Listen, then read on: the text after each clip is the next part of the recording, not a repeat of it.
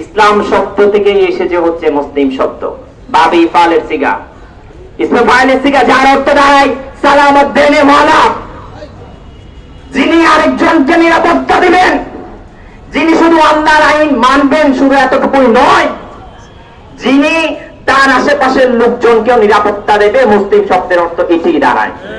কিন্তু দেখা যায় আপনি টুপি পরিহিত, আপনি জুব্বা পরিহিত, আপনার কাছে যখন একজন মুসলমান ভাই নিরাপদ নয়, তখন বোঝা যায় আপনি মুসলমান নামে ভণ্ড। এর কাছে অতি দ্রুততার সাথে আবারও আহ্বান জানাই, এই হত্যার যদি বিচার করা না হয়, যারা আমরা প্রকৃত ইসলামের অনুসারী রয়েছে, পুরো বাংলাদেশে কঠোর আন্দোলন গড়ে তুলব। আমার ভাইয়ের হত্যার বিচার করতে হবে।